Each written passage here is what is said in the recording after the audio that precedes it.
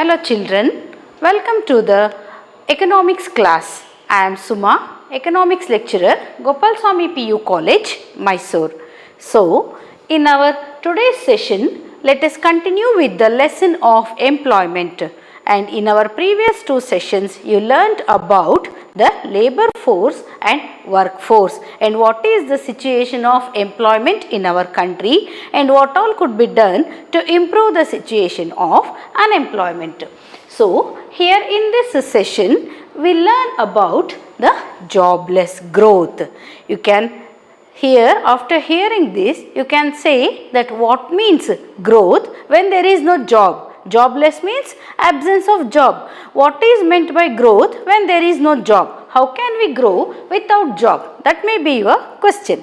So now let us see what is jobless growth. Jobless growth is nothing but increasing of the GDP of any country, that is growth in the GDP of any country without the increasing in employment opportunity. How is this possible?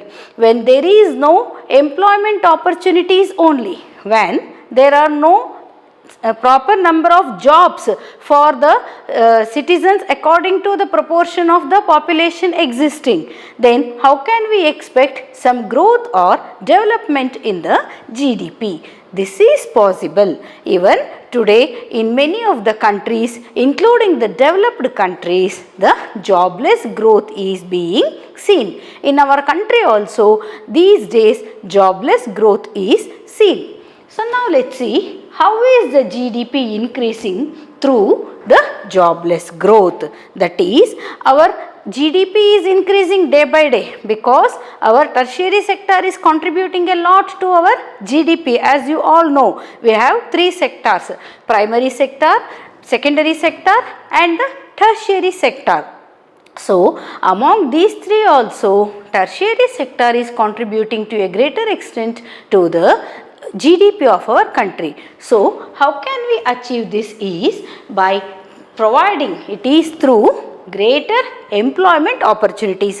There are two options for the improvement of GDP, that is there are two choices to grow the GDP of any country. GDP is the gross domestic product, that is the sum total of the goods and services produced over a period of year. So, this can be done through greater employment opportunity by creating lots of employment opportunities, as well as there is one more option, that is through better technology. How can we achieve growth? Only through better technology. This may be your question. We can achieve success in the improvement of GDP with the help of the technological innovations.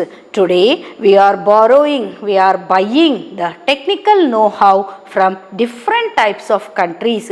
In agriculture also this has been increased. The application of technology in the area of agriculture also is increasing.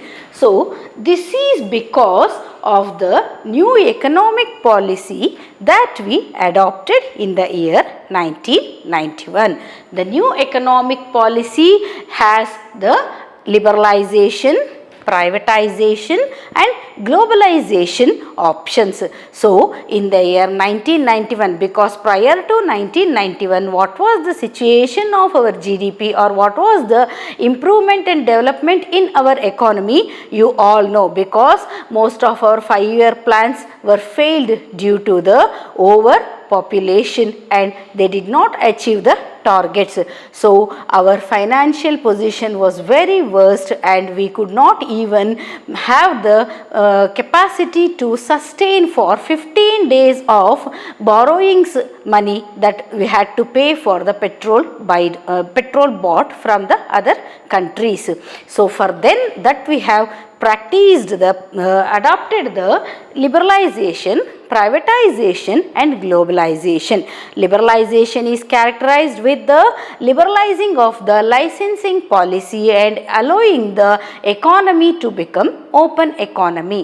The private enterprises have emerged and the licensing did not become so tough, and the multinational companies have also looked into the situation of India and they started selling their products in our country. So liberalization helped many of the foreign countries to enter into our country and start investing. And privatization, as you all know, most of our sectors were under the government hand. Most of the production of goods and services were under the hands of the government, and when once privatization was adopted, it was handed over to private people. From being closed economy, we converted ourselves into open economy. With this, lots of foreign exchange money started entering into our country and India started attaining self-sustenance in almost all the areas. Our imports were reduced and exports were increased over a period of time with the help of privatization. Then coming to the other one, that is globalization. Globalization helped us to treat the complete world as a marketing avenue for the products that were produced in our country. Because of the acceptance of open economy, we also learned to accept the technical know-how that were in practice in other countries, because we were not having good access towards the scientific farming equipments as well as technological equipments that were used in industries and in agricultural sector. We were lagging behind in the growth of economy. But after the acceptance and adaptation of liberalization, privatization and globalization, we had achieved the growth of GDP through better technology. Today everything is dependent on technology. Most number of manual labor is being now transformed to technology, and the technology is the greatest substitution to the human labor. Whatever 10 labors were doing is being done by one single machine. And here you can ask, there will be an absence of employment. There is a lack of employment and job opportunities with the innovation of technological equipments. It is true. But still, the employment opportunities are existing in our country, provided if the people are willing to do, and most of the machineries are being operated manually, operated through the help of a labor. So this gave another venture to create more job opportunities also in our country. So now let's see about the industrial sector in our country, because you all know whatever the energy that in India is being consumed was earlier going to the transportation sector, and now industrial sector has overtaken the portion of energy or power in our country. This is because of the rapid growth of industrialization through the liberalization, privatization and globalization policies. Our industrial sector today is being hijacked by the multinational companies. Many multinational companies are establishing their BPOs, that is business process outsourcing agencies, or you can call as the service centers or customer care centers or call centers, and even the KPOs, the knowledge processing outsourcing, is also being undertaken in a country like India. So this is providing parallelly technically graduated people with some employment opportunity. Unemployment situation in our country is also being reduced in another way. Whatever the casual laborers without education, without their knowledge, they were working for some daily wages and they were earning. No, today that has been transformed into the daily wage workers in the name of these BPOs. Today a person with little knowledge or with undergraduation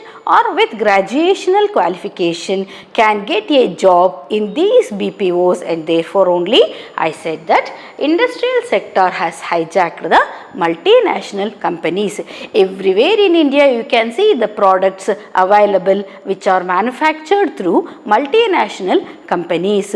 This has improved the GDP of our country, and as well as our economy has also been strengthened with the marketing of the multinational products in our country, as well as by selling of our products in the other countries. So, this brought a gradual change. So, let us see about the other topic of this lesson, that is, in the lesson itself you know employment, growth and formalization. So, now let us see about what is casualization and what is formalization. You all have heard about casual workers, casual laborers or casual waged person. Who is a casual laborer? A casual labor person is one who works in an enterprise or in a farm area or in any of the ventures for daily wages. His job is not secured and he is not going to get any kind of social security benefits.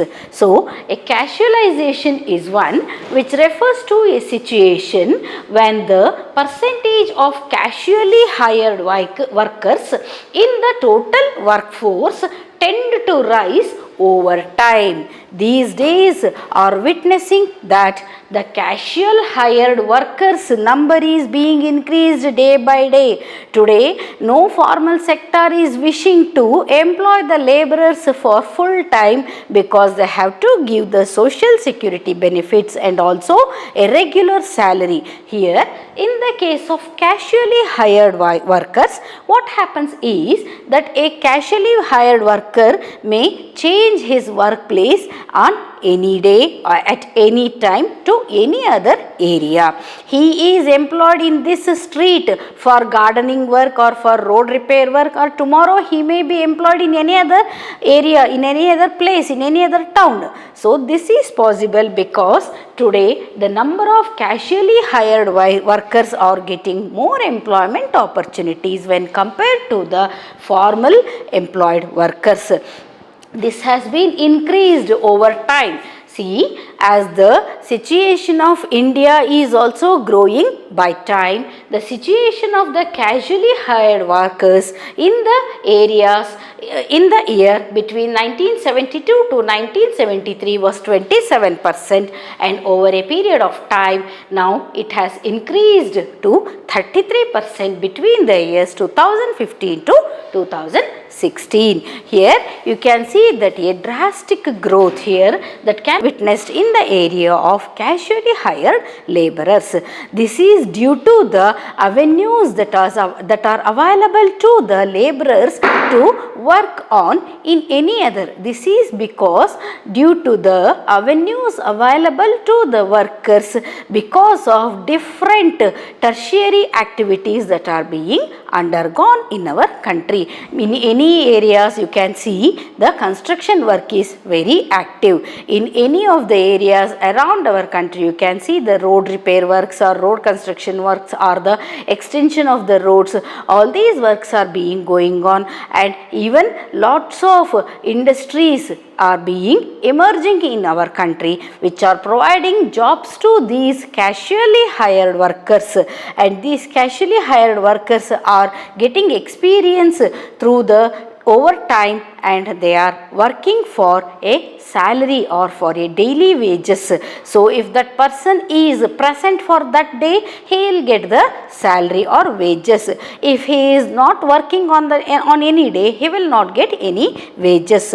And the time limit for them also has been increased, and if they work for more number of hours, they will get a little more amount of the wages from their regular wages. So, this is the situation of casually hired workers. So, now let us see about what is informalization. Formal, informal. You can understand the difference between this formal and informal sector. So that let's see discuss afterwards. Informalization is a situation where the percentage of workforce in the formal sector tends to decline. The formal sector tends to decline and that in the informal sector tends to rise. That is, in these days, as I said, there is a gradual increase in the employment opportunities for the informal sectors. ನಾವು ಯಾರು ಒಂದು ಅಸಂಘಟಿತ ಕಾರ್ಯಕ್ಷೇತ್ರದಲ್ಲಿ ಕೆಲಸ ಮಾಡ್ತಾ ಇದ್ದಾರೆ ಅವರ ಸಂಖ್ಯೆ ದಿನೇ ದಿನೇ ಹೆಚ್ಚುತ್ತಾ ಇದೆ. These are all unorganised sector people and ಸಂಘಟಿತ ಕ್ಷೇತ್ರಗಳಲ್ಲಿ ಅಥವಾ ಆರ್ಗನೈಸ್ಡ್ ಸೆಕ್ಟಾರ್ನಲ್ಲಿ ಕೆಲಸ ಮಾಡುವವರ ಸಂಖ್ಯೆ ದಿನೇ ದಿನೇ ಇಳಿಮುಖ ಆಗ್ತಾ ಇದೆ.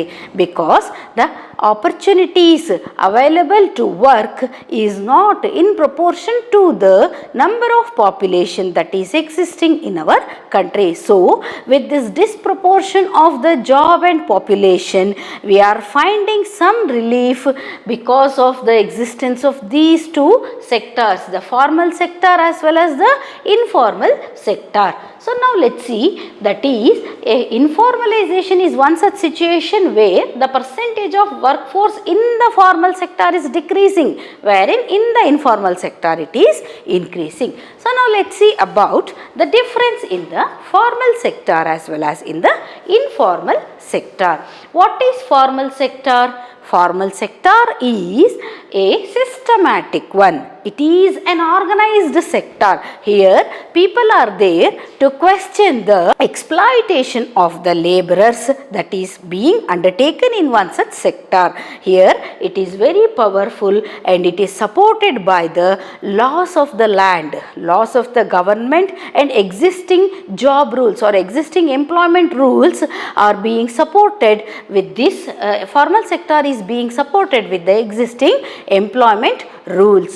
Here he gets, a person who is working in the formal sector gets social security benefits like PF, the provident fund, gratuity system, and also many other financial amenities he is going to enjoy here. And example for the formal sector are government departments, the public sector enterprises, and even the private enterprises with more than 10 workers. Any organization or any enterprise with more than 10 workers is considered as the formal sector. They have their association and their grievances are addressed by this association within the framework of the government rules. So therefore the formal sector is very strong, but the job opportunities in the formal sector is being reducing day by day, because it is very important for an employee to provide all kind of social security benefits, but the employer does not wish to provide all kind of social security benefits because it becomes a burden for him in the financial sector. It becomes a burden for him financially. Therefore each company or each enterprise today in these days has following a trend that each year end or at the end of each year they terminate their employees and they reappoint them on the immediate next day, so that this can be called as contract basis working. Here in the informal sector this is present, because in formal sector once the appointment order is issued, here he is secured. In the case of casual laborers, he will get only the wages for the days he has worked, wherein when you come to the formal sector, here that person who is employed under formal sector will get the wages even for the days he was absent, and even for the public holidays, for festivals and on Sundays he will get the salary. That is the speciality of this formal sector. Therefore only to match to the needs of the employees, the employment opportunities are only being reduced because it is becoming a burden to the government. So now let's see about the informal sector. What is an informal sector? An informal sector is a sector which is totally unorganized. Today, every other sector is being organized. You can see the associations created. The cooperative movement is very active in every employment sector, and the associations are also very active to safeguard the interests of the laborers who are working in that particular sector. You can see the Hotel Industrialists Association is there, Entertainment Industrialists Associations are there, Producers Association is there, Directors Association is there, the Housemaids Association is there, the Milk Vendors Association is there. So like this we have lots of associations. Earlier all these were unorganized sector only, and they were not having any support from the existing employment rules, and when once they were exploited by their employer or by the customer or by any general public, there was no legal support for them to fight against and to get the justice. But now this unorganized sector is also not that bad in the case of opposing or agitating against the exploitation. It is being happening, but the unorganized sector is providing more employment opportunities, as in the case of casual hired workers we have seen.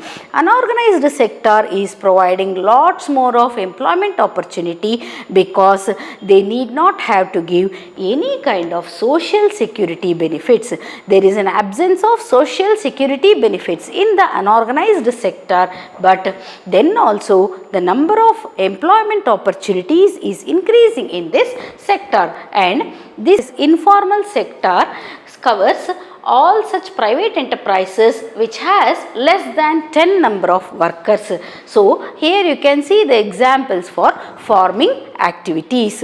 Farming activities are undertaken by a person on his own land, or maybe he is hired in any other person's land, or he may be working for contract basis, or he may be working for daily wages in any of the person's land. So the informal sector is seen more in the agricultural sector in our country, but even then the agricultural sector with more number of employment opportunities also is not contributing more to the GDP of our country. This is because of the lack of application of scientific farming techniques. The cultivational methods are of the same good old practices, and still the agricultural sector is yet to adopt many of the technological innovations that are prevailing in the world, so that they can increase the productivity and they can contribute to the GDP of the country. India, being an agrarian country, is also not contributing more to the GDP through its employment as well as through its productivity, because industrial sector is overtaking. Industrial sector is offering lots of job opportunities to the casual hired workers and informal sector workers who are ready to go to the cities and towns to fetch some income for their livelihood, because they are not willing to work in the uncertain area of agriculture sector. Agricultural sector is facing a dearth of the laborers in these days. This is due to the non-availability of proper skills, training and education in the rural areas, and in our country 70% of population is residing in rural areas, which has no or zero, or you can say a very meager percentage of employment opportunities that are being offered to them. So in such situation you cannot expect that the informal sector is going to contribute more, but still when we come to the topic of jobless growth, that is contributing to the employment opportunities to certain extent when compared to the formal sector. So in our next session, let us continue with another different topic of the same lesson. Hope you have all understood. Thank you.